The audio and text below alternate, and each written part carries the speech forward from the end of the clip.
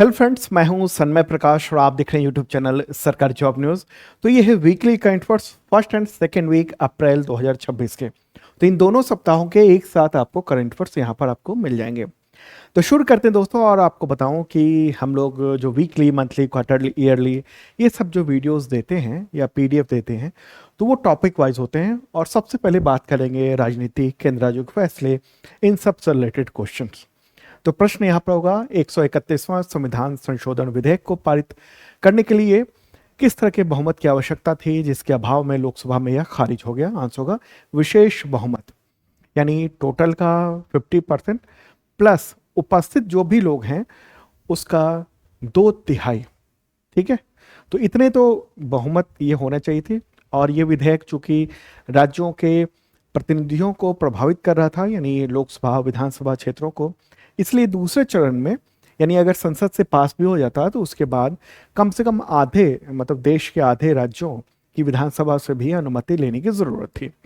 ठीक है, तो ये 3 विधेयक थे। और पहला जो विधेयक था वही था संविधान का 131वां संशोधन विधेयक। ठीक है, और ये विधेयक परिसीमन से जुड़ा हुआ था और अपरोक्ष रूप से ये महिला आरक्षण से भी जुड़ा हुआ था।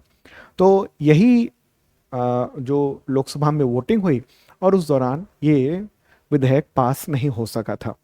इस बिल के पक्ष में 298 वोट पड़े थे और विपक्ष में 230, लेकिन 2/3 बहुमत की जरूरत थी, तो उतना पूरा नहीं हो सका। ठीक है, तो ये जब ये खारिज हो गया, उसका सरकार ने कहा कि ये दोनों जो विधेयक हैं हम इसको टेबल पे नहीं रखेंगे। तो उसके बाद इस पर भी वोटिंग वगैरह नहीं हो पाई। ठीक है, तो ये एक इंपॉर्टेंट बात है। अच्छा, ये क्या था, संक्षेप में बताऊं। 131वां संविधान संशोधन विधेयक, इस ये लोकसभा में सीटों की भारी बढ़ोतरी के बारे में था। अभी क्या है ना, टोटल जो सीटें हैं वो कितनी हैं, 543, और इसको बढ़ाकर 850 करने का प्रावधान था। और इससे जितने संख्या ज़्यादा बढ़ती और वो सब कुछ जो है ना महिलाओं के लिए आरक्षित करने का प्रावधान था। ठीक है, तो ये चीज़ें थी। दूसरी बात ये थी कि नारी शक्ति, नारी वंदन अधिनियम जो था ना, उसमें ये प्रावधान था, नारी शक्ति वंदन अधिनियम, जो कि 2023 में पारित हुआ था। और उसमें ये था कि ये मतलब 33% आरक्षण दिया जाएगा महिलाओं को, लेकिन उसके लिए कोई तय अवधि नहीं थी। तो सरकार ये चाह रही थी कि नहीं नहीं, अभी से ही हम कर दें। और जो अभी जनगणना चल रही है, सेंसस चल रहा है 2027 वाला, तो उससे पहले ही हम 2011 के सेंसस से करें।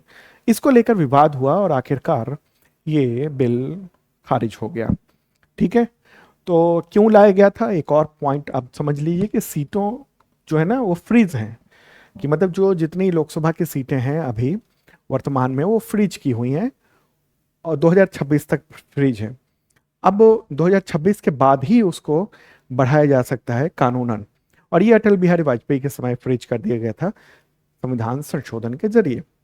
तो उसको सरकार चाह रही थी नहीं नहीं, अभी से ही सब कुछ हो जाए, तो इसको फ्रीज को तोड़ना था। ये इंपॉर्टेंट बात थी और इसी के तहत ये खारिज हो गया। एक और एग्जामिनेशन के पॉइंट ऑफ व्यू से ही है महत्वपूर्ण बात, संविधान का अनुच्छेद 361, जो मैंने क्वेश्चन में बताया आपको, जो जिसका आंसर था कि विशेष बहुमत की आवश्यकता थी। तो विशेष बहुमत का जिक्र कहाँ पर है, तो संविधान के अनुच्छेद 368 में। ठीक है, उसमें यही है कि अगर आप संविधान के संशोधन को करना चाहते हैं, संविधान संशोधन होना चाहता है, तो उसके लिए विशेष बहुमत की जरूरत होती है।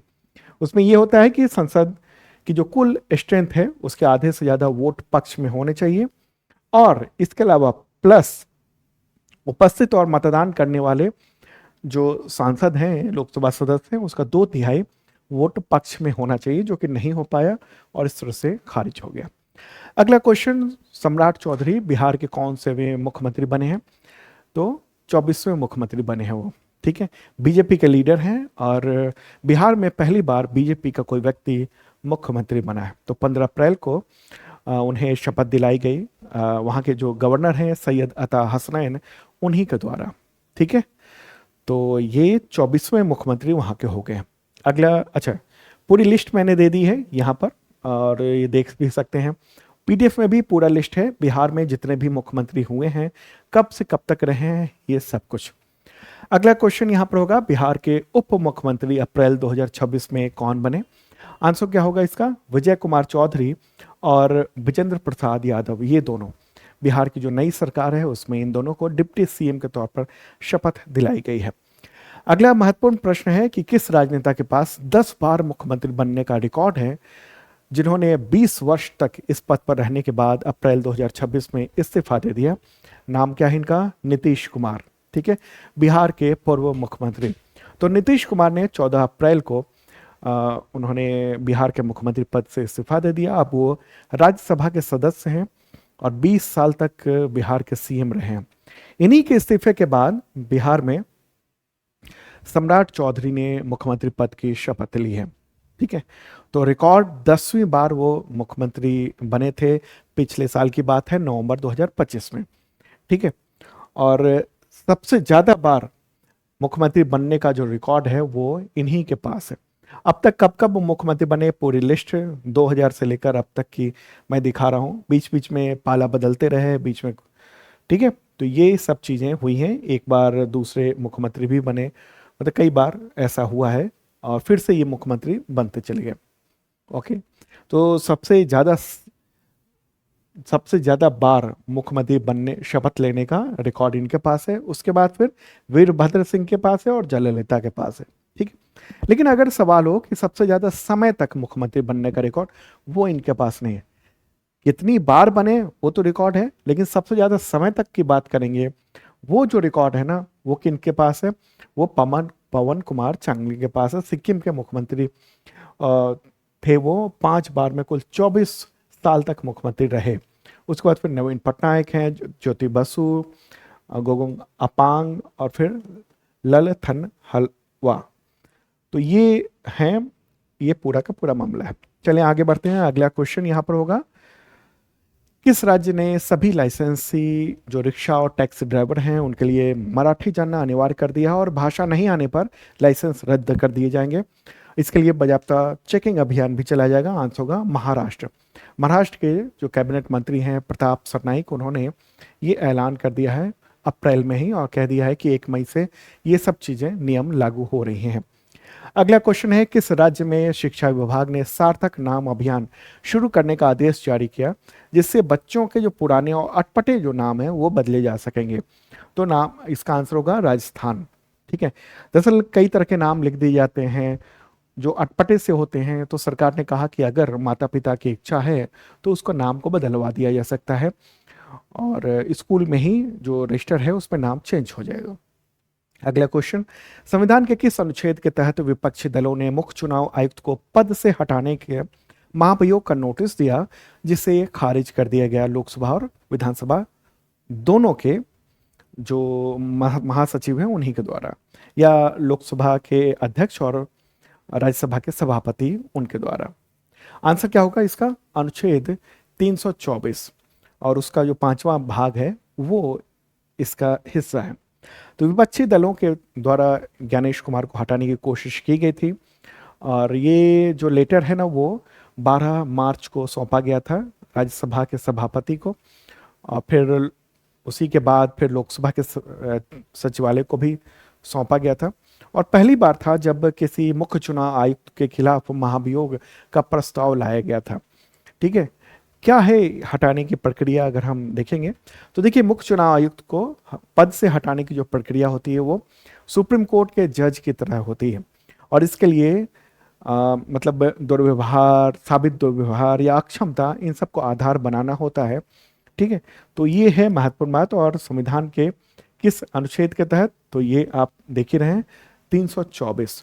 ये अभी हाल ही में एग्जामिनेशन में क्वेश्चन पूछे भी गए थे। ठीक है, चले आगे बढ़ते हैं और अगला प्रश्न यहाँ पर देख रहे हैं आप कि भारत की पहली ओपनली क्वीर सांसद कौन बनी है? नाम क्या है उनका? नाम उनका डॉक्टर मेनका गुरुस्वामी। ठीक है, ओपनली क्वीर हैं ये। वैसे इनको माना जाता है कि ये लेस्बियन है, इनकी पार्टनर भी वकील हैं। तो इन्होंने शपथ ली है और टीएमसी यानी तृणमूल कांग्रेस की तरफ से राज्यसभा में इनको भेजा गया है। ठीक है, अगला क्वेश्चन है, संसद के द्वारा पारित जन विश्वास प्रावधानों का संशोधन विधेयक 2026, उसका मुख्य उद्देश्य इनमें से मतलब क्या है, क्या कहेंगे हम? आंसर क्या होगा इसका? व्यापार और जीवन को आसान बनाना, यही है इसका उद्देश्य। तो संसद के दोनों सदनों ने अप्रैल में इस विधेयक को पारित कर दिया। और देखिए, इससे पहले भी 2023 की बात है जब जन विश्वास अधिनियम लाया गया था और उसी को संशोधित किया गया। इसके जरिए क्या है, बहुत सारे जो कानून है उन सब में बदलाव किया गया है। और आपके देखिए कि 79 केंद्रीय कानूनों में बदलाव कर दिए गए इसके जरिए, और ये सब 23 मंत्रालय के द्वारा प्रशासित होते थे। 784 प्रावधानों में बदलाव किया गया है। बहुत सारे ऐसे चीज़ों में जो जेल का प्रावधान था उसको जुर्माने के तौर पर बदल दिया गया है, ताकि ये पूरा पूरा हम क्रिमिनलाइजेशन जो है ना उसको कम करें, किसी अगर छोटी मोटी गलती है तो उसको, ठीक है, अपराध की श्रेणी से बाहर कर दिया गया है बहुत सारी चीज़ों को। ओके, जो मैंने बताया कि जेल की सजा को अब आर्थिक जुर्माना वगैरह कर दिया गया है, ये सब चीज़ें हैं। और इसमें यही है कि 10% जुर्माना जो ना स्वतः हर साल बढ़ जाएगा। अगला क्वेश्चन है कि भारत को नक्सलवाद से पूरी तरह से मुक्त करने के लिए सरकार द्वारा जो निर्धारित आधिकारिक समय सीमा थी वो क्या थी, जिसके एक दिन पहले ही गृह मंत्री अमित शाह ने नक्सल मुक्त होने की घोषणा कर दी पूरे देश को। आंसर होगा 31 मार्च 2026। ठीक है, तो संसद में ये ऐलान 30 मार्च को ही कर दिया लोकसभा में कि भारत जो है ना वो नक्सल प्रभाव से मुक्त हो गया है। नक्सलवाद भारत के, ये मैप देख रहे हैं आप, इसमें जो रेड कलर है वहां पर नक्सलवाद बहुत ज्यादा था। और सरकार ने पिछले 1-2 साल पहले ही ऐलान कर दिया था कि हम ये हमारी टारगेट है, नक्सलवाद समाप्त कर देंगे। इसका बड़े पैमाने पर नक्सली मारे भी गए और बहुत सारे टॉप लीडर्स थे, उन्होंने आत्मसमर्पण भी कर दिया। और नतीजा है कि अभी भारत में बताया जा रहा है कि नक्सलवाद मुक्त हो चुका है भारत। अगला क्वेश्चन, लोकसभा ने किस शहर को आंध्र प्रदेश की एकमात्र राजधानी बनाने का प्रस्ताव पारित किया है? आंसर होगा Amravati.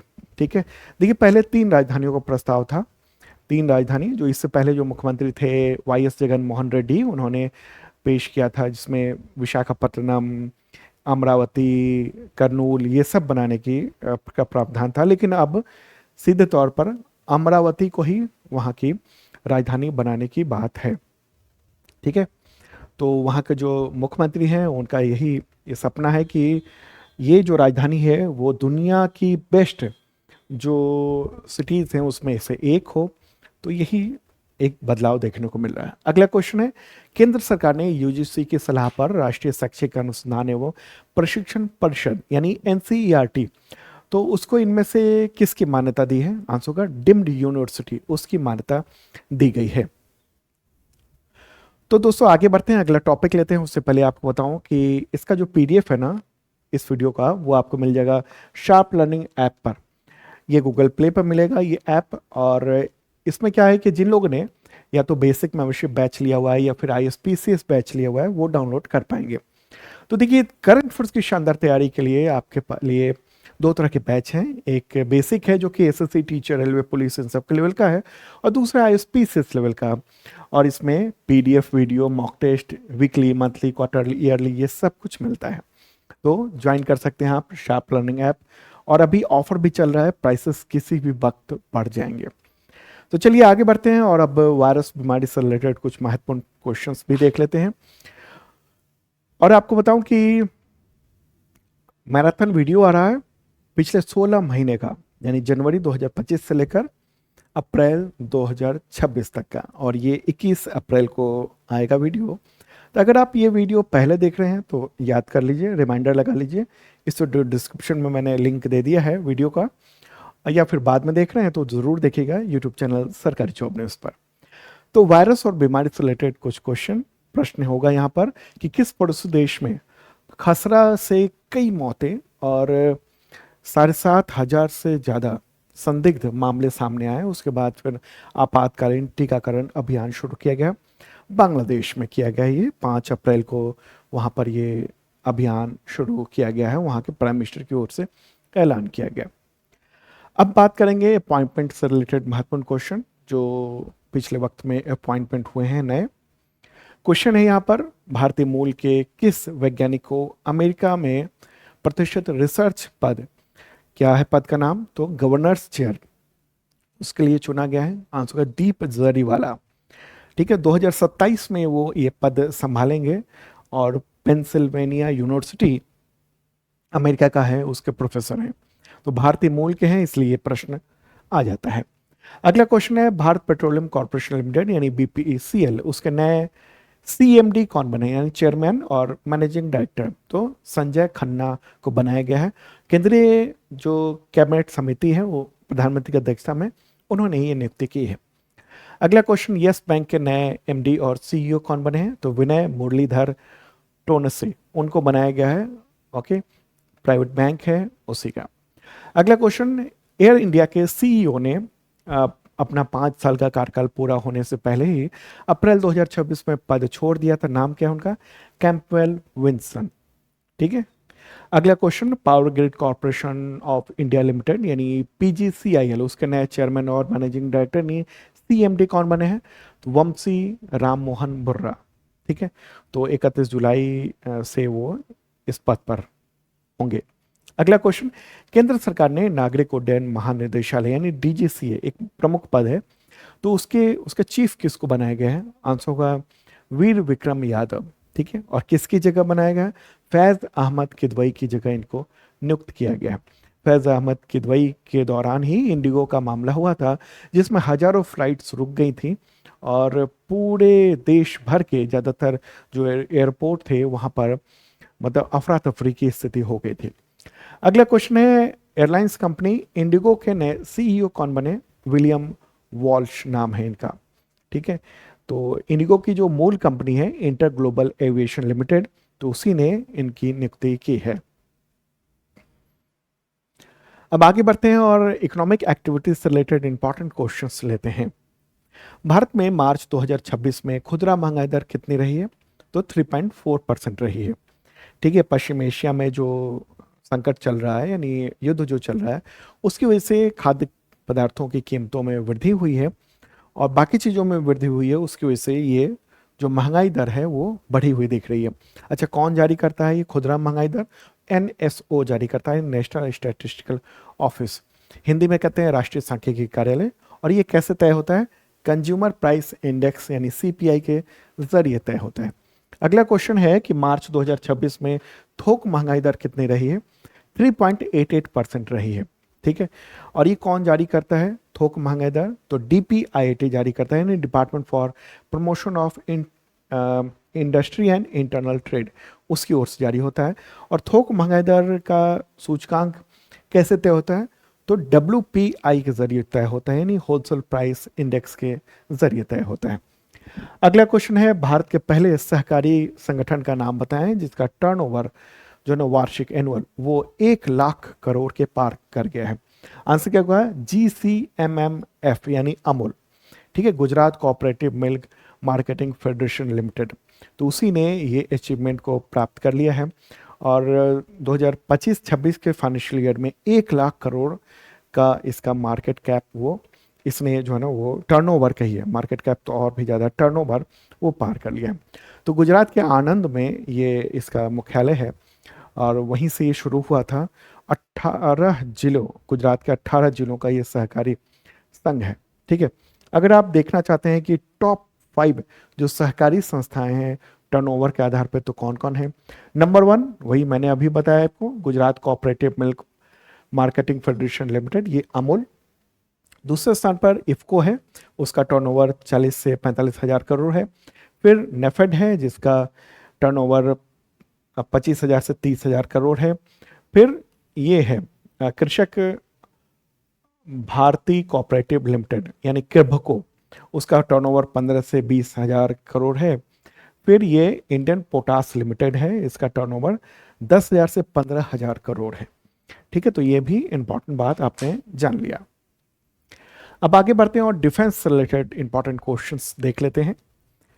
Indian navy commanders conference 2026 उसके पहले संस्करण का आयोजन कहां पर हुआ, तो न्यू दिल्ली में हुआ है, नई दिल्ली में यह आयोजन किया गया। ठीक है, कमांडर्स कॉन्फ्रेंस अलग अलग होते हैं, तो कभी कभी इसके बारे में पूछा जाता है। ये दिल्ली में 14 अप्रैल से 16 अप्रैल तक आयोजित किया गया था। अगला महत्वपूर्ण प्रश्न है, सुसान कॉयल वो किस देश की सेना की पहली महिला प्रमुख बनी है? ये क्वेश्चन इस तरह से भी आ सकता है कि दुनिया में पहली बार किस देश की सेना ने किसी महिला को सेना प्रमुख के तौर पर नियुक्त किया है? आंसर क्या होगा? ऑस्ट्रेलिया। ठीक है, ऑस्ट्रेलिया में पहली बार हुआ, दुनिया में भी ये बताया जा रहा है कि पहली बार ही ऐसा हुआ है। अगला क्वेश्चन है, भारतीय सेना ने किस राज्य में ऑपरेशन हिम सेतु के तहत बर्फबारी और तूफान से भूस्खलन में फंसे लोगों को निकाला निकाला होगा? ठीक है, आंसर क्या होगा इसका? इसका आंसर होगा सिक्किम। सिक्किम में ये अभियान चलाया गया। इंडियन आर्मी की जो ईस्टर्न कमांड है उसी ने ऑपरेशन हिम सेतु। दरअसल हुआ यूं था कि भारत चीन की जो सीमा है ना, तो उसी के पास में उत्तरी सिक्किम में लाचेन में बर्फबारी और तूफान आ गया था, और इसकी वजह से लैंडस्लाइड हो गया और पुल वगैरह भी टूट गए थे और 1400 से अधिक लोग फंस गए थे, बहुत सारे में पर्यटक भी थे। अगला क्वेश्चन, किस प्रोजेक्ट के तहत बने stealth guided missile frigate INS Taragiri उसको इंडियन नेवी में शामिल किया गया है? तो प्रोजेक्ट 17A इसके तहत, और ये देख रहे हैं ये नीलगिरी क्लास का युद्धपोत है आईएनएस तारागिरी। तो 3 अप्रैल को रक्षा मंत्री राजनाथ सिंह की अध्यक्षता में तो वहाँ पर ये इंडियन नेवी में शामिल किया गया है। और इसको कहाँ पर तैयार किया गया? तो Mazagon dock ship builders limited, उसी ने ये तैयार किया। प्रोजेक्ट 17A उसका पूरा नाम है प्रोजेक्ट 17 अल्फा। ये इंडियन नेवी के द्वारा 2019 में स्टेल्थ गाइडेड मिसाइल फ्रिगेट की नई श्रृंखला के लिए लॉन्च किया गया था, और ये प्रोजेक्ट 17A के तहत लॉन्च किया गया। पहला जो था वो नीलगिरी था, आईएनएस नीलगिरी, और ये सब हिमालय की पहाड़ी जो श्रृंखलाएं हैं उन सब के नाम पर रखा गया था, और ये तारागिरी देख रहे हैं। अगला क्वेश्चन, भारत की तीसरी न्यूक्लियर से संचालित सबमरीन का नाम बताएं जो नौसेना में शामिल हुई है? आईएनएस अरिदमन। ठीक है, और इसके बारे में हालांकि सरकार ने या इंडियन नेवी ने बहुत कुछ नहीं बोला है, गुप्त रखा है, क्योंकि ये न्यूक्लियर सबमरीन है। ये न्यूक्लियर चेन रिएक्शन से चलती है। इसमें जो है ना वो छोटा सा रिएक्टर लगा हुआ है इसके अंदर में। ठीक है, और यहाँ तक कि जलावतरण यानी पानी में जो उतारा गया ये भी गुप्त रखा गया। केवल रक्षा मंत्री ने एक संक्षिप्त सा पोस्ट किया था, शब्द नहीं शक्ति है, अरिदमन अरिदमन, बस इतना ही, और इसी से पता चला कि अरिदमन जो है ना वो इंडियन नेवी में शामिल हो चुका है। तो देखिए, भारत के पास अभी 3 जो है ना न्यूक्लियर सबमरीन है। एक आईएनएस अरिहंत है, दूसरा अरिघात है, तीसरा है अरिदमन है, और चौथी भी पनडुब्बी वो बन रही है और आने वाले वक्त में सामने दिखेगा। अगला क्वेश्चन है, anti submarine worship INS Malvan उसको इंडियन नेवी में को सौंपा गया है, तो किस क्लास का युद्धपोत है? अभय क्लास का ये युद्धपोत है। ठीक है, ये एंटी सबमरीन वॉरफेयर है, क्या कहें, शैलो वाटर क्राफ्ट है।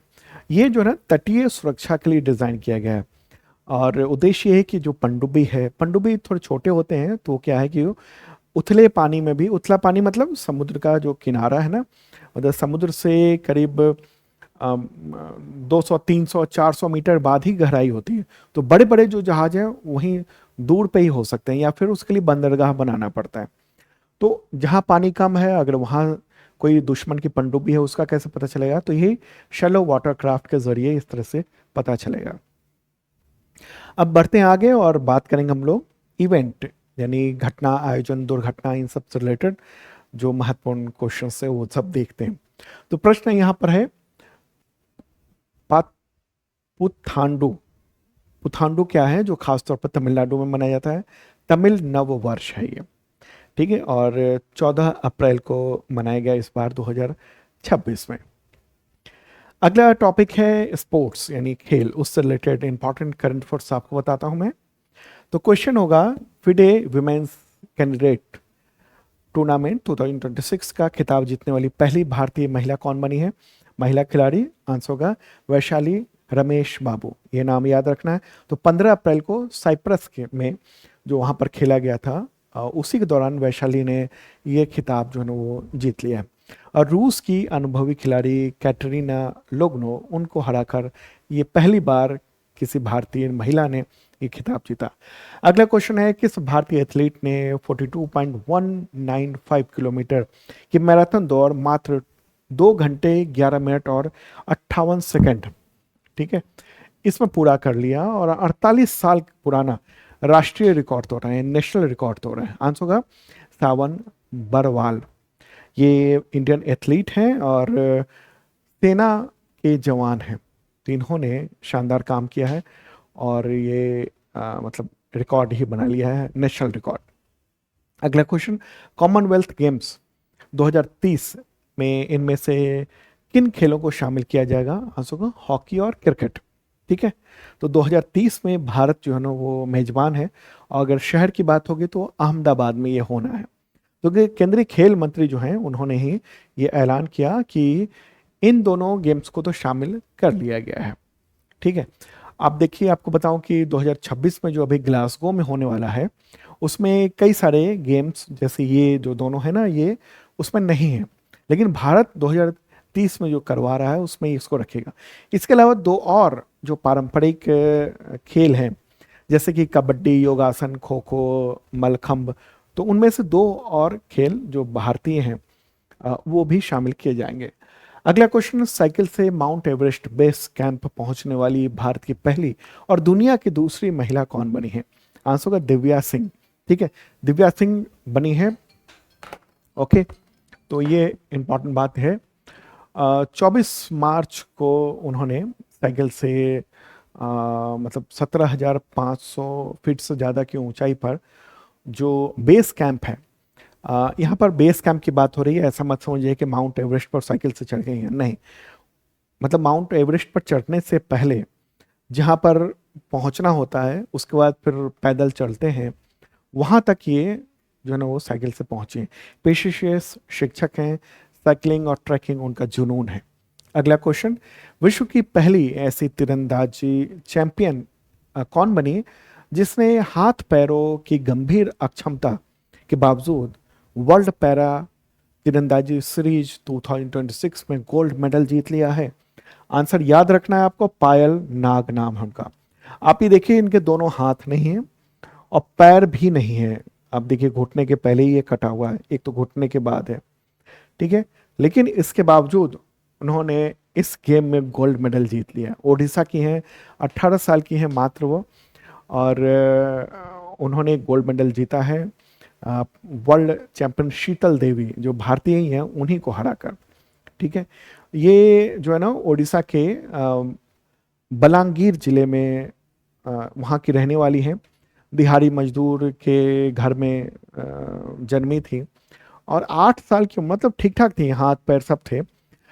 8 ईयर की उम्र में इनको बिजली का झटका लग गया तगड़ा, जिसकी वजह से उनके हाथ और पैर दोनों चले गए और उसके बाद बहुत ही संघर्षपूर्ण जीवन रहा और आखिरकार एक कोच ने की नज़र इन पर पड़ी थी कि इनकी कुछ खूबी है और उसके बाद उन्होंने पैरा गेम्स में इनको उतारा तीरंदाजी में। तो पैरा गेम्स में क्या होता है, पैरा मतलब जो दिव्यांग खिलाड़ी है ना वही सब खेलते हैं उसमें। अगला क्वेश्चन, खेलो इंडिया ट्राइबल गेम्स 2026 का विजेता कौन रहा? कर्नाटक रहा है। कर्नाटक ने ओवरऑल चैंपियनशिप अपने नाम किया है और ये एक इम्पॉर्टेंट बात है। और आपको बताऊं कि ये जो आयोजन था वो छत्तीसगढ़ में हुआ था और छत्तीसगढ़ ने टोटल 3 गोल्ड 10 सिल्वर ये सब जीते हैं और सबसे ज़्यादा कर्नाटक ने 23 गोल्ड 8 सिल्वर और 7 ब्रॉन्ज मेडल जीते। दूसरा स्थान ओडिशा का था, तीसरा स्थान झारखंड का था। अगला क्वेश्चन है, किस देश की ओलंपिक और विश्व बैडमिंटन चैंपियन कैरोलिना मारिन ने बैडमिंटन से संन्यास ले लिया? स्पेन की हैं वो, उन्होंने संन्यास ले लिया है। काफ़ी पॉपुलर रही हैं ये, इनके चोट की वजह से इन्होंने संन्यास की घोषणा की। अगला क्वेश्चन है, एथलेटिक्स इंटीग्रिटी यूनिटी, तो उसके द्वारा जारी एक लिस्ट है जो अप्रैल में जारी हुई है, उसके अनुसार डोपिंग उल्लंघन उसके कारण अयोग्य घोषित ट्रैक एंड फील्ड एथलीटों की संख्या में कौन सा देश टॉप पर रहा है? आंसर का भारत। सबसे ज़्यादा जो डोपिंग के मामले हैं वो भारत में, डोपिंग मतलब कि जो खिलाड़ी हैं वो अपनी क्षमता को बढ़ाने के लिए जो दवाओं का, प्रतिबंधित दवाओं का प्रयोग करते हैं, उसी को डोपिंग कहा जाता है। ठीक है। कई बार ऐसा भी होता है कि गलती से भी दवा ले लेते हैं, बीमार हो गए, किसी डॉक्टर ने दे दिया, लेकिन वो प्रतिबंधित था उस खेल के लिए। लेकिन जो खिलाड़ी हैं उनको ध्यान रखना होता है कि कौन सी दवा लेनी है और कौन सी नहीं। तो भारत में जो है ना 148 सस्पेंडेड हैं एथलीट, मतलब इतने तो साबित हो चुके हैं। और दुनिया में सबसे ज़्यादा जो है ना वो परसेंटेज भी है डोपिंग पॉजिटिव मामले का। ठीक है। तो 140 एथलीट जो है ना वो सस्पेंडेड हैं। उसके बाद फिर दूसरे देशों का स्थान है। और पॉजिटिविटी दर भी बहुत ज़्यादा है, 3.6% है, जो दुनिया में सबसे ज़्यादा। पॉजिटिविटी दर का मतलब क्या हुआ, जो टेस्ट होता है हर खिलाड़ी का ज़्यादातर, तो उन या तो ब्लड सैंपल लिया जाता है या यूरिन सैंपल लिया जाता है, उससे जरिए टेस्ट किया जाता है कि प्रतिबंधित दवाएं तो नहीं ली हैं। उसमें से यानी 100 में से 3.6% जो ना वो पॉजिटिविटी दर है। ठीक है। तो नाडा के द्वारा, नेशनल एंटी डोपिंग एजेंसी के द्वारा 7,100 से ज़्यादा सैंपल इकट्ठे किए गए थे। तो बड़ी ही चिंता की बात है भारत के लिए। अगला क्वेश्चन लेते हैं। हॉकी इंडिया के 8वें वार्षिक पुरस्कार समारोह 2026 में men's player of the year का पुरस्कार किसने जीता है? हार्दिक सिंह ने जीत लिया है। अगला क्वेश्चन है कि यही award women's player of the खिताब, मतलब महिलाओं में किसने जीता? नव नवनीत कौर, उन्होंने यह खिताब जीत लिया है। ठीक है। अगला क्वेश्चन है मियामी ओपन 2026 का एकल पुरुष खिताब किसने जीता, किस खिलाड़ी ने? Jannik Sinner. किस देश के खिलाड़ी हैं? इतालवी हैं, यानी इटली के हैं। अगला क्वेश्चन है मियामी ओपन 2026 का महिला एकल खिताब दूसरी बार किस खिलाड़ी ने जीता है? आरेना सबालेंका, बेलारूस की खिलाड़ी हैं ये। ठीक है। अगला क्वेश्चन लेते हैं। भारतीय पुरुष हॉकी टीम के खिलाड़ी गुरजंत ने अंतर्राष्ट्रीय हॉकी से संन्यास ले लिया, तो उन्हें कौन सा सर्वोच्च खेल सम्मान मिला था? अर्जुन अवार्ड उनको मिल चुका था, 2021 में उनको अर्जुन अवार्ड दिया गया था। अगला क्वेश्चन है कोलकाता नाइट राइडर्स यानी केकेआर ने अपने किस पूर्व ऑलराउंडर खिलाड़ी के सम्मान में उनकी जर्सी नंबर 12 उसको रिटायर कर दिया? आंसर होगा आंद्रे रसेल।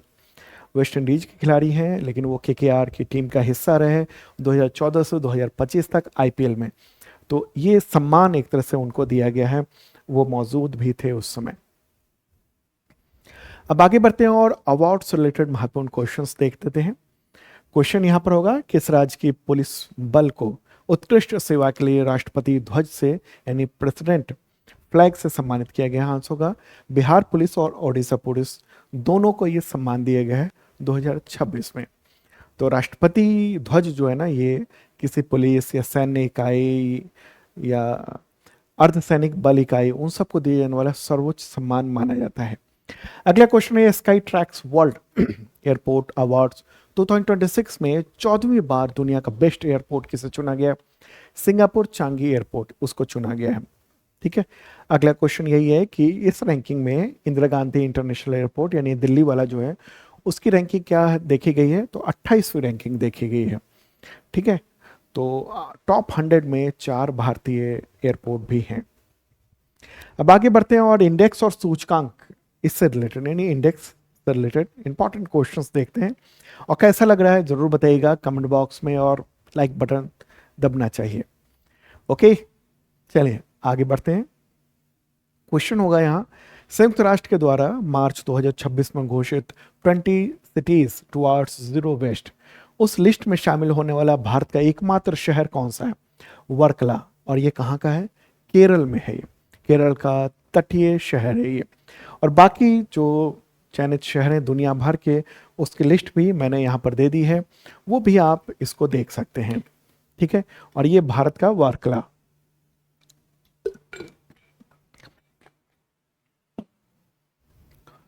चलिए आगे बढ़ते हैं और साइंस एंड रिसर्च से रिलेटेड इंपॉर्टेंट क्वेश्चन, और आप देख रहे हैं करंट अफेयर्स।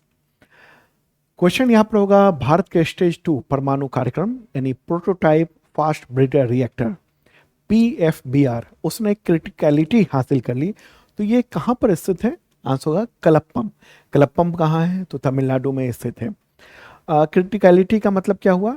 ये जो ना नाभिकीय विखंडन यानी न्यूक्लियर चेन ऑटोमेटिक रूप से वो चलने लगा है। मतलब उसमें एक बार स्टार्ट करने के बाद उसको किसी सहायता की ज़रूरत नहीं है।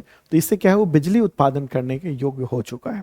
तो कलप्पम में भारतीय नाभिकीय जो विद्युत निगम लिमिटेड है, भावनी कहते हैं शॉर्ट में, तो उसी ने इसको स्थापित किया है। 500 मेगावाट का प्रोटोटाइप फास्ट ब्रीडर रिएक्टर है, तो कमर्शियल उत्पादन के लिए तैयार है। और इस रिएक्टर का डिज़ाइन किसने किया है, इसको ये भी याद रखिएगा, IGCAR यानी Indira Gandhi centre for atomic research उसी ने तैयार किया है। ठीक है, तो स्टेज 2 परमाणु कार्यक्रम है। भारत में 3 चरणीय यानी 3 स्टेज परमाणु कार्यक्रम है, और इसको होमी जहांगीर भाभा उन्होंने इसको बनाया था। आप सोचिए दशकों पहले। तो इसका उद्देश्य यही है कि हम लास्ट में थोरियम भंडार का उपयोग करें। तो फर्स्ट जो स्टेज है वो हम लोग ज़्यादातर अभी जितने भी न्यूक्लियर पावर प्लांट हैं वो सब इस्तेमाल होता है। उसमें क्या है, प्राकृतिक यूरेनियम डाला जाता है और उससे ऊर्जा बनती है। ठीक है, उससे चेन रिएक्शन होता है और ये बनती है। तो वो ऊर्जा बनती है, साथ में हमें प्लूटोनियम का उत्पादन हो जाता है उससे, जब हम ये काम करते हैं। उस प्लूटोनियम का इस्तेमाल करके प्लूटोनियम और यूरेनियम, थोड़ा सा यूरेनियम और दोनों को मिलाकर हम रिएक्टर में डालते हैं। ये स्टेज 2 है जिसकी शुरुआत की गई है, क्रिटिकलिटी हासिल की गई है। तो इससे फ़ायदा क्या है, इससे तो मतलब बिजली बनेगी अच्छी खासी, लेकिन इससे ज़्यादा ऊर्जा हमें और मतलब ज़्यादा ईंधन और मिल जाएगा। जितना ईंधन लेता है उससे ज़्यादा ईंधन ये देता है, और उस ईंधन का इस्तेमाल क्या होगा, फिर प्लूटोनियम आएगा, अधिक से अधिक प्लूटोनियम आ जाएगा, और फिर हम थोरियम आधारित स्टेज 3 इस्तेमाल कर सकते हैं। तब थोरियम क्या है, थोरियम भारत में बहुत ज़्यादा है। दुनिया का 25% थोरियम है भारत में। भारत के जो समुद्र तट है उसके आसपास रेत में ये थोरियम है। और थोरियम को सीधे इस्तेमाल नहीं किया जा सकता, उसके लिए क्या करना पड़ता है, उसके लिए हमें ज़्यादा से ज़्यादा प्लूटोनियम की ज़रूरत पड़ती है, और प्लूटोनियम ज़्यादा से ज़्यादा स्टेज 2 से निकलेगा। तो यहाँ से प्लूटोनियम और थोरियम को डाला जाएगा, उससे वो ऐसा रिएक्शन होगा जिससे कि ये थोरियम यूरेनियम का चक्र शुरू हो जाएगा, अपने आप उसमें यूरेनियम क्रिएट हो जाएगा। ये है ये।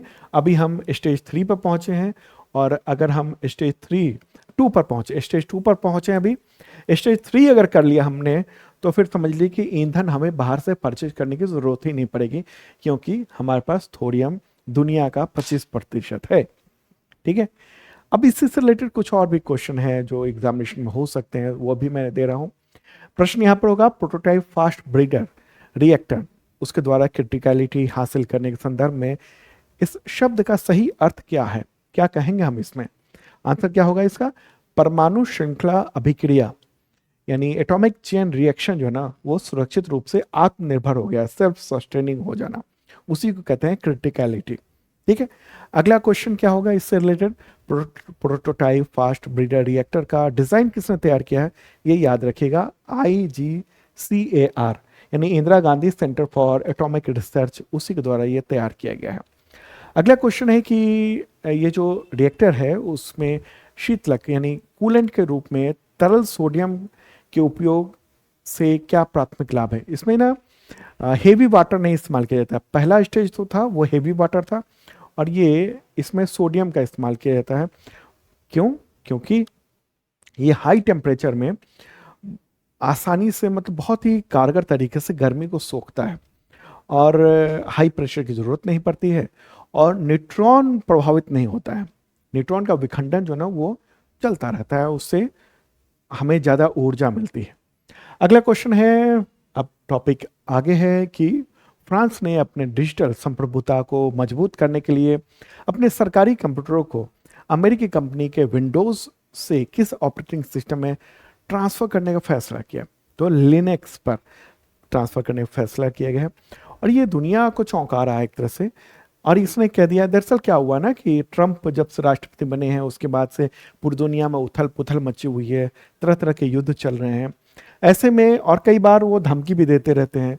तो जैसे कि जो टैरिफ वगैरह जो लगाया उन्होंने दुनिया के तमाम देशों पर, ज़्यादातर देशों पर, यूरोप पर भी, तो टैरिफ वॉर जो शुरू किया, इससे तमाम दुनिया के देशों को भी ये भी डर है कि आगे आने वाले वक्त में हो सकता है कि ये जो तकनीक है, जैसे विंडोज सॉफ्ट ऑपरेटिंग सिस्टम है, इन सब के जरिए भी ना कंट्रोल करने की कोशिश हो हमें। इसलिए डिजिटल तौर पर आत्मनिर्भर हो जाएं, इसलिए ये बड़ा बदलाव करने की प्रयास फ्रांस ने किया है, वहाँ के राष्ट्रपति ने किया है।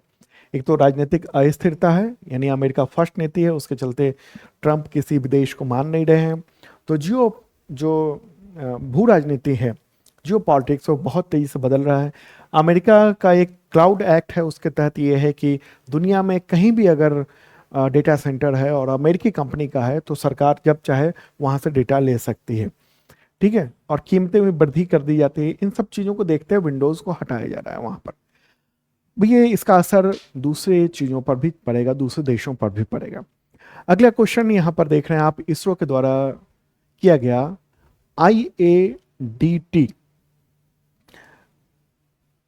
2 यानी इंटीग्रेटेड एयर ड्रॉप टेस्ट 2 परीक्षण किस मिशन से संबंधित है? गगनयान मिशन से संबंधित है। और 10 अप्रैल को ये महत्वाकांक्षी गगनयान मिशन के तहत ये ड्रॉप टेस्ट कराएगा।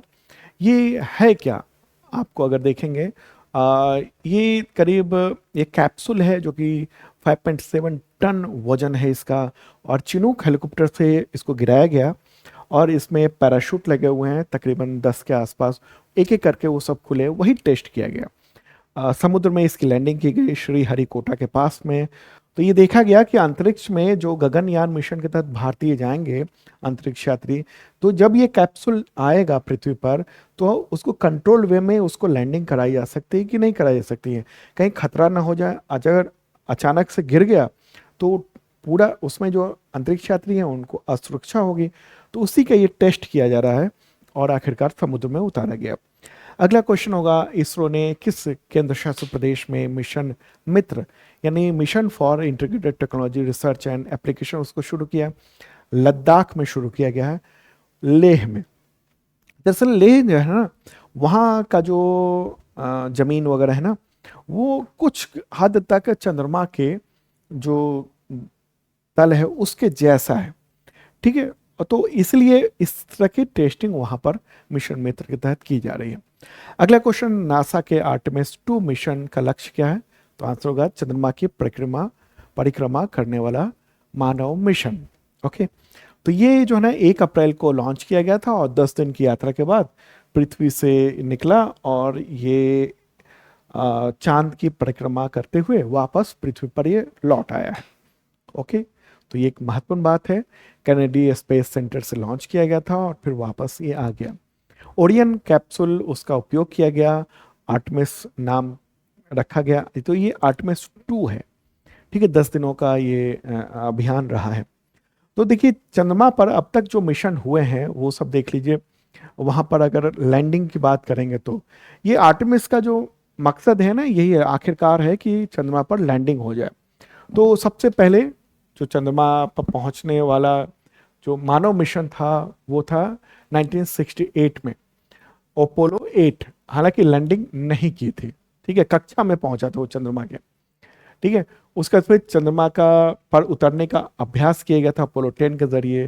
फिर आगे अपोलो 11 जो था 1969 में, उसमें नील आर्मस्ट्रॉन्ग और बज एल्ड्रिन उन्होंने चांद पर मतलब कदम रखा था, सबसे पहले नील आर्मस्ट्रॉन्ग ने। तो ये एक ऐतिहासिक पल था। उसके बाद कई बार लैंडिंग हुई और अब लगभग 50 साल के बाद आर्टेमिस मिशन के तहत ये लैंडिंग की कोशिश की जा रही है। तो पहले आर्टेमिस 1 हुआ था, फिर 2 हुआ।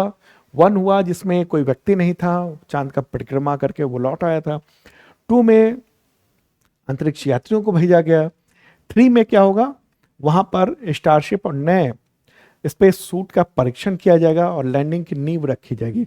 मतलब वहां पर लैंडिंग किया जाएगा, बस उतरेगा कोई नहीं।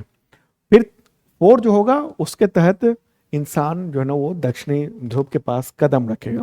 फिर आर्टेमिस 5 होगा जिसमें क्या होगा, लूनर व्हीकल वहां पर लाए जाएंगे और वहां पर स्पेस स्टेशन, मतलब स्टेशन कहिए, मून स्टेशन बनाए जाएंगे और वहां अंतरिक्ष यात्री रहेंगे। ओके, और फिर उसके बाद आर्टेमिस के कई सारे प्लानिंग है। प्लानिंग तो ये है कि हम एक स्टेशन ऐसा बनाएं मंगल ग्रह पर जाने के लिए, कि पृथ्वी से उड़े और पहुंचे हम मून पर, और मून से वहां से लॉन्च कर दी। ठीक है, तो उससे क्या होगा, खर्च वगैरह बचेगा, ये सब बातें हैं। आगे बढ़ते हैं और निधन से रिलेटेड इंपॉर्टेंट क्वेश्चंस देख लेते हैं हम लोग। मार्क मोबियस, तो उनका निधन हो गया 15 अप्रैल 2026 को। तो क्यों जाने जाते थे, वैश्विक निवेशक थे वो, सिंगापुर में रहते थे, काफी पॉपुलर थे।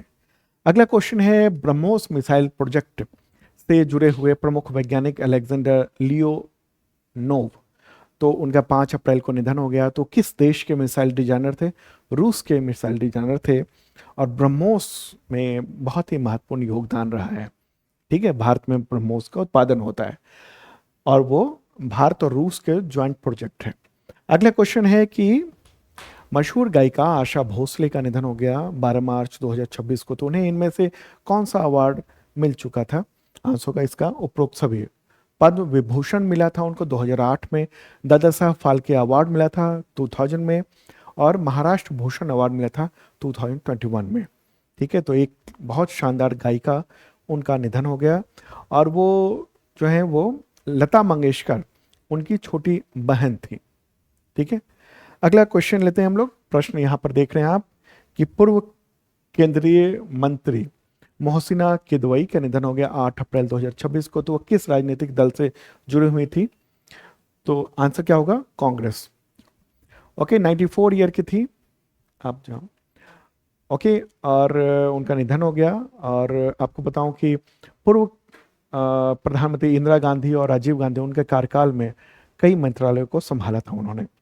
अगला क्वेश्चन है, कर्नल सोनम वांगचुक, तो रिटायर्ड, उनका निधन हो गया 11 अप्रैल 2026 को। तो उन्हें करगिल युद्ध के दौरान कौन सा सर्वोच्च वीरता पुरस्कार मिला था, आंसर होगा महावीर चक्र मिला था।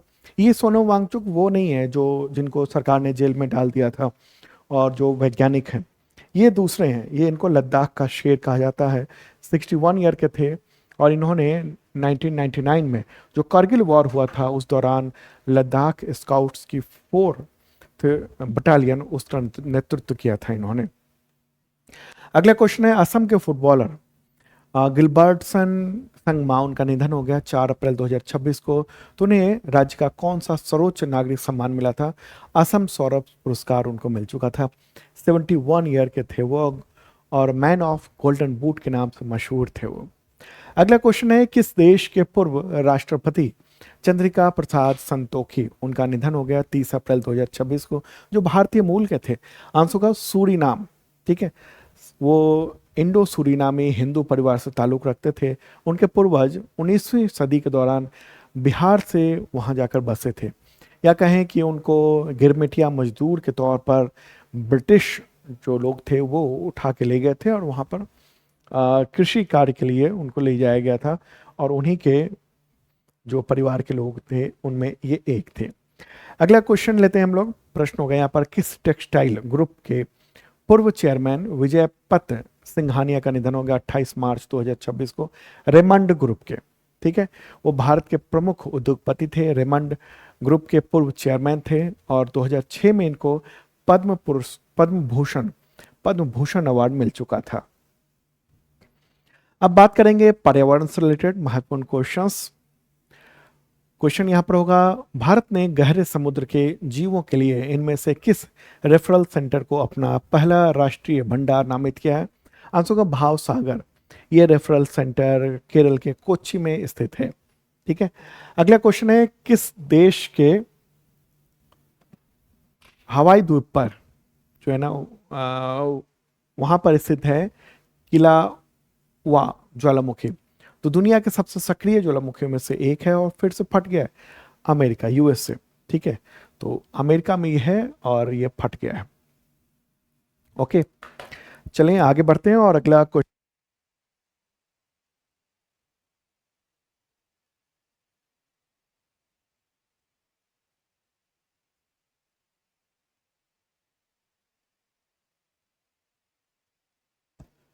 ओके, तो आगे बढ़ते हैं और अगला क्वेश्चन देखते हैं हम लोग। बिहार में इको पर्यटन को बढ़ावा देने के लिए किस जिले के वाल्मीकि नगर में इको पर्यटन केंद्र का शिलान्यास किया गया, आंसर क्या होगा इसका? पश्चिम चंपारण। बिहार के जो तत्कालीन मुख्यमंत्री थे नीतीश कुमार, उन्होंने 5 अप्रैल को पश्चिम बंगाल पश्चिम चंपारण, क्षमा करें, पश्चिम चंपारण में जो स्थित है वाल्मीकि नगर, तो वहीं पर पर्यटन और वन्यजीव संरक्षण को बढ़ावा देने के लिए शिलान्यास किया है। अगला क्वेश्चन, वाल्मीकि टाइगर रिजर्व के चिउटाहा व गनौली क्षेत्र में किस पक्षी या जानवर के लिए एक नवनिर्मित संरक्षण केंद्र का उद्घाटन किया गया? गिद्ध संरक्षण केंद्र। और तत्कालीन मुख्यमंत्री नीतीश कुमार ने ही, यानी कहिए पूर्व मुख्यमंत्री, उन्होंने इसका उद्घाटन किया था। अब आगे बढ़ते हैं और योजना से रिलेटेड इंपॉर्टेंट क्वेश्चंस देखते हैं हम लोग।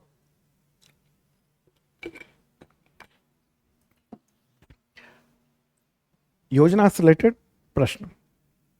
क्वेश्चन होगा, केंद्र सरकार ने 21 केरोसिन फ्री राज्यों और यूनियन टेरिटरी में घरेलू उपयोग के लिए पीडीएस और चयनित पेट्रोल पंपों पर केरोसिन की जो बिक्री है वो 60 दिनों के लिए अनुमति दी। तो ये इमरजेंसी निर्णय किस कानून या नियम के तहत लिया गया?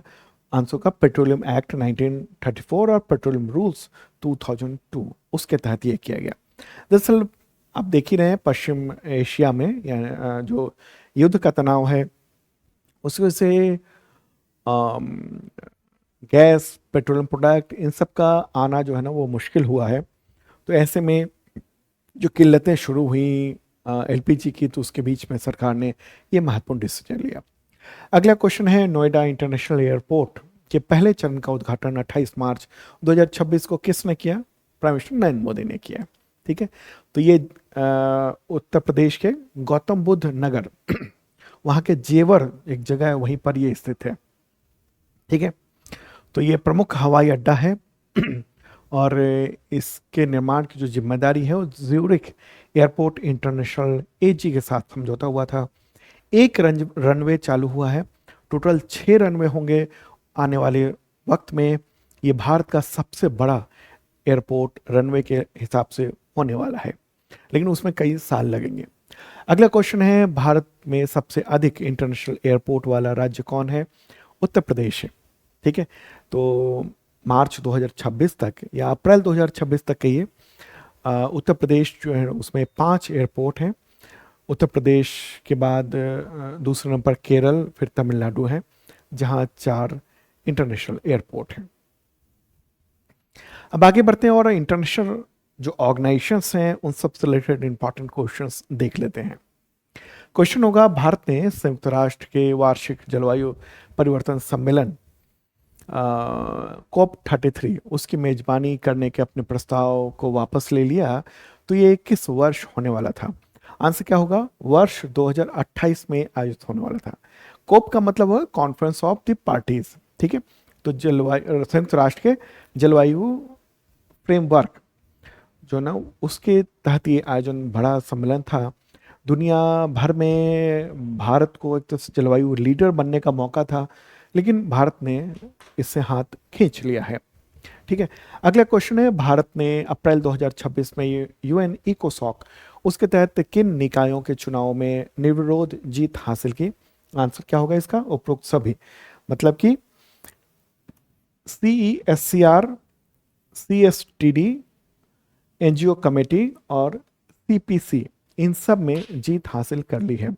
ठीक है, इकोसॉक क्या है? यूएन इकोसॉक तो यूनाइटेड नेशंस के जो 6 प्रिंसिपल ऑर्गेनाइजेशंस है ना, उसमें से ये एक है। अगला क्वेश्चन, यूएन इकोसॉक उसके निकाय आर्थिक, सामाजिक और सांस्कृतिक अधिकारों पर समिति यानी CESCR, उसमें किस भारतीय राजनयिक को फिर से निर्वाचित किया गया? प्रीति सरन को फिर से निर्वाचित किया गया है और वो अभी भी जो है इसकी अध्यक्ष के रूप में कार्यरत हैं।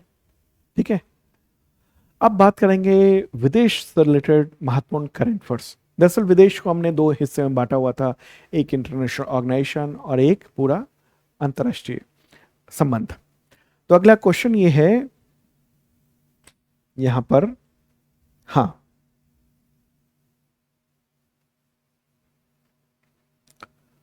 क्वेश्चन का आंसर यहीं सामने आ गया है। चलिए मैं बता देता हूं। यूनाइटेड नेशंस की किस एजेंसी की रिपोर्ट के अनुसार पश्चिम एशिया में सैन्य संघर्ष से भारत में 25 लाख लोगों के गरीबी में जाने का खतरा है। आंसर होगा संयुक्त राष्ट्र विकास कार्यक्रम यानी UNDP, United Nations Development Programme. इस रिपोर्ट का नाम क्या है? रिपोर्ट ये है, इसका रिपोर्ट का नाम है military escalation in the middle east, human development impact across Asia and Pacific. तो इसमें एशिया और पैसिफिक, तो उस सब के क्षेत्रों के में जो प्रभाव है उसको बताया गया है। तो इसमें महत्वपूर्ण जो पॉइंट्स हैं वो देख लीजिए कि वैश्विक स्तर पर 88 लाख लोगों के गरीबी में जाने का खतरा है इस युद्ध की वजह से, ठीक है। और इसकी वजह से भारत में 25 लाख लोगों जो ना गरीबी में जा सकते हैं, ये महत्वपूर्ण बात कही जा रही है। गरीबी दर जो है ना वो भारत की बढ़ सकती है, ये आशंका जताई गई है, ठीक है। अगला क्वेश्चन है, हंगरी का आम चुनाव 2026 में किसके नेतृत्व वाले राजनीतिक दल ने जीता है? आंसर होगा पीटर मंग्यार। काफी चर्चा है इसकी। दरअसल इससे पहले ना विक्टर ओब्रायन थे, 16 साल से सत्ता में थे, वो ट्रंप के भी करीबी थे और पुतिन के भी करीबी थे। तो अब वहां पर तिस्जा पार्टी ने जीत हासिल की है और इन्होंने पीटर मंगवार ये जीत गए हैं वहां पर, ठीक है। तो हंगरी की राजधानी क्या है? बुडापेस्ट है। अगला क्वेश्चन, शांति वार्ता विफल होने के बाद किस देश ने ईरान के सभी बंदरगाहों उससे निकलने वाले जहाजों पर की नाकेबंदी की? आंसर होगा यूएसए, अमेरिका। अमेरिकी सेना ने 13 अप्रैल से ईरान के मतलब बंदरगाह की नाकेबंदी की और उसके बाद नतीजा है कि ईरान ने पूरी तरह से बंद कर दिया इसको। तो दिक्कतें चल रही हैं, हालांकि कभी भी समझौता हो सकता है। अगला क्वेश्चन लेते हैं, ईरान और संयुक्त राज्य अमेरिका के बीच में अप्रैल 2026 में बेनतीजा रही शांति वार्ता का मेजबान शहर इनमें से कौन रहा? आंसर होगा इस्लामाबाद, यानी पाकिस्तान की राजधानी इस्लामाबाद। अगला क्वेश्चन इससे रिलेटेड है कि किसकी मध्यस्थता में ईरान और अमेरिका के बीच में 2 हफ्ते का सीज फायर पर सहमति बनी थी? पाकिस्तान के बीच में आने से, ठीक है। अगला क्वेश्चन है, यूएनएससी में हॉर्मुज स्ट्रेट यानी हॉर्मुज जल डमरू मध्य को फिर से खोलने के लिए लाए गए प्रस्ताव पर किन देशों ने वीटो कर दिया 7 अप्रैल को? आंसर होगा चीन और रूस। दरअसल बहरीन के माध्यम से अमेरिका ने प्रस्ताव भिजवाया था यूएनएससी में कि इसको खोला जाए, उसके लिए दुनिया की सेना वहां पर पहुंचे, लेकिन चीन और रूस ने इसमें वीटो कर दिया और ये खारिज हो गया वहीं पर। मतलब कि अब कानूनन तरीके से कुछ भी कार्रवाई नहीं हो सकती है, अमेरिका और ईरान को बैठकर ही बातचीत करनी है। अगला क्वेश्चन है, ईरान के किस क्षेत्र में दुर्घटनाग्रस्त F-15E फाइटर जेट के पायलट के रेस्क्यू अभियान के दौरान अमेरिका के 2 HC-130J एयरक्राफ्ट और 2 ब्लैक हॉक हेलीकॉप्टर नष्ट हो गए? आंसर होगा इस्फहान। ये इस तरह का नज़ारा उसके बाद देखा गया, ये ईरान की ओर से जो वीडियो जारी हुआ उसमें। हालांकि इसमें एक और बात सामने आ रही है, एक और बात ये सामने आ रही है कि अमेरिका ने इस्फहान में जो वहाँ पर जो न्यूक्लियर साइट थी जहाँ पर बम गिराया था पिछले साल अमेरिका ने, तो वहाँ से जो यूरेनियम जो वगैरह जो है ना वो इन्होंने इकट्ठा करने की कोशिश की थी। और उसी के दौरान जब ईरान की जो IRGC जो सेना है उसने जब जवाब दिया, उसके बाद ये नज़ारा हो गया था। हालांकि अमेरिका ने कहा कि हम तो अपने जो पायलट थे उनको बचाने गए थे, ठीक है। इस्फहान जो ना ईरान का तीसरा सबसे बड़ा शहर है और ये परमाणु केंद्र भी है, बहुत चर्चित। अगला क्वेश्चन है, द्वितीय विश्व युद्ध के बाद पहली बार 20,000 से अधिक नाविक युद्ध क्षेत्र में फंस गए। ये संकट मुख्य रूप से किस जल क्षेत्र में उत्पन्न हुआ? तो फारस की खाड़ी यानी Persian gulf, okay, Persian gulf. अगर इसमें ऑप्शन हो कि स्ट्रेट ऑफ हॉर्मुज, तो वो नहीं होगा क्योंकि स्ट्रेट ऑफ हॉर्मुज तो बंद है, तो सारे जहाज फारस की खाड़ी में ही वहां ही रुके हुए हैं। अगला क्वेश्चन कि फारस की खाड़ी किन देशों से घिरी है जहां पर पश्चिम एशिया संकट की वजह से कार्गो शिप के 20,000 से ज्यादा नाविक फंस गए, भारतीय भी हैं? इसका आंसर क्या होगा? ये मैप के जरिए चीज़ों को समझना होगा। आंसर है Iran, Iraq, Kuwait, Saudi Arabia, Bahrain, Qatar, UAE और ओमान। ठीक है, तो ये एक बार मैप के जरिए समझ लीजिए कि ये ईरान है, ये है पर्शियन गल्फ। तो ईरान हो गया, इराक हो गया, यहाँ पर कुवैत हो गया, सऊदी अरबिया हो गया, यहाँ पर बहरीन है, ये जो है कतर है, इधर यूएई है, और यहाँ पर ओमान भी है, ये ओमान का एक हिस्सा यहाँ भी है। ठीक है, इसी से ये घिरा हुआ पर्शियन गल्फ। तो ये पूछा जा सकता है एग्जामिनेशन में। जो डेली का करंट अफेयर्स देखते हैं उनको मैपिंग वगैरह सब कुछ रिवाइज हो जाता होगा। अगला क्वेश्चन है, यूएस, इजराइल और ईरान के बीच में युद्ध के दौरान किस देश ने अपने आर्मी चीफ सहित 3 से ज्यादा अधिकारियों को टॉप लेवल के उनको पद से हटा दिया? अमेरिका। अमेरिका के जो रक्षा मंत्री है ना, पीट हेगसेथ, उन्होंने ही army chief general Randy George उनको और 2 अधिकारियों को बर्खास्त कर दिया, कह दिया इस्तीफा दे दो, और बर्खास्त की भी बात हो रही थी। तो ये एक तरह से दिख रहा है कि ट्रंप कितने इस युद्ध में बेबस से हो गए थे। अगला क्वेश्चन है कि हाँ, प्रश्न यहां पर है कि पश्चिम एशिया में सैन्य तनाव के दौरान किन यूरोपीय देशों ने ईरान युद्ध के लिए इजराइल जा रहे अमेरिकी मिलिट्री विमानों के लिए एयर स्पेस बंद कर दिया या फिर ओवर फ्लाइट को रोक दिया? आंसर का स्पेन और फ्रांस। बहुत ही कठिन फैसला लिया इन दोनों ने, कह दिया कि हमारे ऊपर से तो इजराइल जाने के लिए उड़ना ही नहीं है, ये केवल और केवल जो सैन्य विमान है अमेरिका के उन्हीं के लिए है। आप सोचिए कि कितना ज्यादा तनाव नेटो देशों के बीच में है। अगला क्वेश्चन है किस देश ने अपने रक्षा बजट में 42% की वृद्धि करके 1.5 ट्रिलियन डॉलर करने का प्रस्ताव, अपना रक्षा बजट, डिफेंस बजट, वो प्रस्ताव अपनी संसद को भेज दिया है, जिससे दुनिया में हथियारों की होड़ शुरू होने की आशंका जताई जा रही है? अमेरिका। ठीक है, और कितना बढ़ाया है, गजब, मतलब 42% बढ़ाने, क्या बात है, इतनी बढ़ोतरी ये है। अगला क्वेश्चन देते हैं, किस यूरोपीय देश ने युवा पुरुषों को देश छोड़ने, मतलब 3 महीने से ज्यादा वक्त के लिए देश छोड़ने से पहले सशस्त्र बलों से अनुमति का कानून लागू किया? जर्मनी। तो ये जो तनाव चल रहा है ना पश्चिम एशिया में, उसके बीच में तमाम यूरोपीय देश भी अपनी तैयारी कर रहे हैं युद्ध से रिलेटेड। तो जर्मनी ने ये कर दिया है कि 17 से लेकर 45 ईयर तक के जो एज के युवा हैं, वो अगर 3 महीने से ज़्यादा वक्त के लिए, ठीक है, अगर देश को छोड़ रहे हैं, पहले सेना से परमिशन लो, उसी के बाद जा सकते हैं। वहाँ के चांसलर कौन है? Friedrich Merz. ठीक है, अगला क्वेश्चन है, भारत ने अप्रैल 2026 में किस देश को ग्रीन पार्टनरशिप के तहत 90 इलेक्ट्रिक बसें सौंपी? मॉरिशस को। भारतीय विदेश मंत्री एस जयशंकर वो मॉरिशस की यात्रा पर गए और वहां के प्राइम मिनिस्टर नवीन राम गुलाम को 90 इलेक्ट्रिक बस सौंपी। टोटल 100 सौंपे जाने हैं भारत, और उसने ये एग्रीमेंट किया हुआ भारत और मॉरिशस ने। अगला क्वेश्चन यहाँ पर होगा, उचराल न्याम ओसोर, तो वो किस देश के प्राइम मिनिस्टर बने हैं? मंगोलिया के प्राइम मिनिस्टर बने हैं नए। म्यांमार के नए राष्ट्रपति कौन चुने गए हैं? मिंग आंग व्हाइन। तो वो म्यांमार के सैन्य जनरल हैं, उन्होंने ही तख्ता पलट किया था। ठीक है, अगला क्वेश्चन है, एशिया का पहला देश जिसने 16 वर्ष से कम उम्र के बच्चों के लिए सोशल मीडिया पर प्रतिबंध लागू किया? आंसर का इंडोनेशिया। ठीक है, ध्यान दीजिएगा, यहाँ दुनिया का पहला देश ऐसा करने वाला ऑस्ट्रेलिया है, लेकिन एशिया की बात हो गई तो वो पहला देश है इंडोनेशिया। ठीक है, तो ये 28 मार्च से इसको लागू कर दिया, वहाँ के राष्ट्रपति प्रोबोवो सुबियांटो ने ये सब फैसले किए हैं। अगला क्वेश्चन लेते हैं, किस पड़ोसी देश में नई सरकार बनते ही वहाँ के पूर्व प्रधानमंत्री केपी शर्मा ओली को पुलिस ने गिरफ्तार कर लिया? नेपाल। 28 मार्च को उनको गिरफ्तार कर लिया गया है। तो नए प्राइम मिनिस्टर हैं वहाँ के बालन शाह, तो उसी के बाद ये बदलाव देखने को मिल रहा है।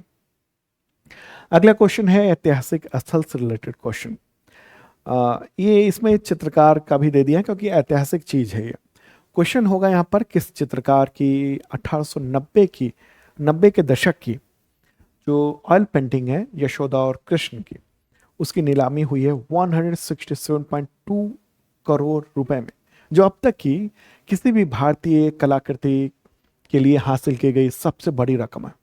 राजा रवि वर्मा, ठीक है, प्रसिद्ध चित्रकार थे वो, तो उन्हीं की ये पेंटिंग है और इसको जो है ना उस अरबपति उद्योगपति और सीरम इंस्टीट्यूट ऑफ इंडिया के संस्थापक साइप्रस पूनावाला ने खरीदा है।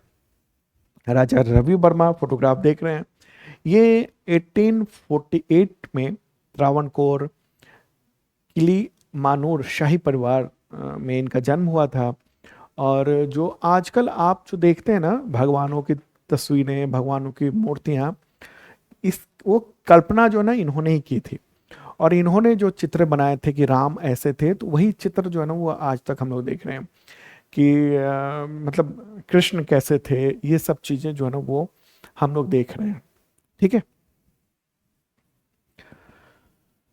अब इस वीडियो के आखिरी हिस्से में आ चुके हैं और दिवस से रिलेटेड इंपॉर्टेंट क्वेश्चंस देख लेते हैं।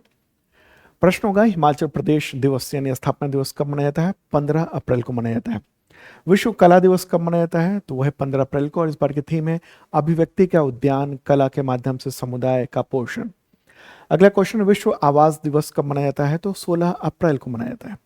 विश्व चगास रोग दिवस, तो वो 14 अप्रैल को मनाया जाता है। बाबा साहब डॉक्टर भीमराव अम्बेडकर की जयंती, तो 14 अप्रैल को। जलियांवाला बाग नरसंहार दिवस 13 अप्रैल को। केंद्रीय रिजर्व पुलिस बल का शौर्य दिवस कब मनाया जाता है? तो ये है 9 अप्रैल को। मानव अंतरिक्ष उड़ान का अंतर्राष्ट्रीय दिवस, तो ये मनाया जाता है 12 अप्रैल को। इस दिन सोवियत नागरिक यूरी गागरिन, वो पहली उनकी मानव अंतरिक्ष उड़ान थी दुनिया में। अगला क्वेश्चन है, विश्व पार्किंसंस डे कब मनाया जाता है? तो 11 अप्रैल को। राष्ट्रीय सुरक्षित मातृत्व दिवस कब मनाया जाता है? 11 अप्रैल को। ठीक है, विश्व होम्योपैथी दिवस 10 अप्रैल को मनाया जाता है और इस बार की थीम है होम्योपैथी के माध्यम से सामंजस्य, सीमाओं से परे उपचार। अगला क्वेश्चन होगा, महात्मा ज्योतिबा फुले की 200वीं जयंती मनाई गई 11 अप्रैल 2026 को। तो उन्होंने 1873 में किस संस्था की स्थापना की थी? सत्य शोधक समाज की स्थापना की थी। छुआछूत के विरोध में बहुत सारे धार्मिक आडंबर हैं उनके खिलाफ में। ठीक है, ये सब। अगला क्वेश्चन लेते हैं, राष्ट्रीय समुद्री दिवस कब मनाया जाता है? तो ये होगा आपका 5 अप्रैल को। ठीक है, 5 अप्रैल को मनाया जाता है। विकास और शांति के लिए अंतर्राष्ट्रीय खेल दिवस, तो 6 अप्रैल को मनाया जाता है। अंतर्राष्ट्रीय खदान जागरूकता और खनन कार्य का सहायता दिवस 4 अप्रैल को मनाया जाता है। विश्व ऑटिज्म जागरूकता दिवस, तो ये है 2 अप्रैल को। इस बार की थीम है ऑटिज्म और मानवता, हर जीवन का महत्व है। अगला क्वेश्चन लेते हैं हम लोग, वर्ष 2026 में राजस्थान स्थापना दिवस कब मनाया गया? तो 19 मार्च को मनाया गया है। ठीक है, और इस बार की थीम है स्वास्थ्य के लिए साथ मिलकर विज्ञान के साथ खड़े हों। अगला क्वेश्चन है, आरबीआई का स्थापना दिवस, तो 1 अप्रैल को मनाया गया। राजस्थान का स्थापना दिवस तो हो गया था ना? नहीं हुआ था। 2026 में राजस्थान का स्थापना दिवस ये मनाया गया है 19 मार्च को मनाया गया। ठीक है, 19 मार्च को इस बार मनाया गया, तिथि बदली गई है। अगला क्वेश्चन है, आरबीआई का जो स्थापना दिवस है तो 1 अप्रैल को मनाया गया। स्थापना कब हुई थी? हुई थी 1935 को हुई थी। ठीक है, उत्कल दिवस ओडिशा डे, ये 1 अप्रैल को मनाया जाता है। भारत का नया वित्त वर्ष कब से शुरू होता है? 1 अप्रैल से शुरू होता है। ठीक है, विश्व तपेदिक यानी टीबी डे, वो मनाया जाता है 24 मार्च को। ओके, तो दोस्तों ये था इंपॉर्टेंट करंट अफेयर्स आप सबके एग्जामिनेशंस के लिए, first and second week April 2026 का। थोड़ा लंबा हुआ लेकिन महत्वपूर्ण करंट अफेयर्स वो सब कवर हो गए हैं। तो आप अगर इसका पीडीएफ लेना चाहते हैं तो शार्प लर्निंग ऐप पर जो बैचेज हैं उसको ले सकते हैं। अभी छूट चली है ज़बरदस्त, तो उसको लेने के बाद ये पीडीएफ आपको मिल जाएगा, टेस्ट भी मिल जाएगा इसका। ठीक है, बहुत सारे फायदे होते हैं वहाँ पर। तो अब मिलते हैं नेक्स्ट वीडियो में, और 21 अप्रैल को मैराथन वो देखिएगा ज़रूर। और अगर आप ये वीडियो 21 अप्रैल के बाद देख रहे हैं तो उसका लिंक मैंने दे दिया है इस वीडियो के डिस्क्रिप्शन में, आप देख सकते हैं। मैराथन, महा मैराथन कहिए, 16 महीने का करंट अफेयर्स, जनवरी 2025 से अप्रैल 2026 तक का 12 घंटे लगातार। ओके, फिर मिलते हैं, बाय।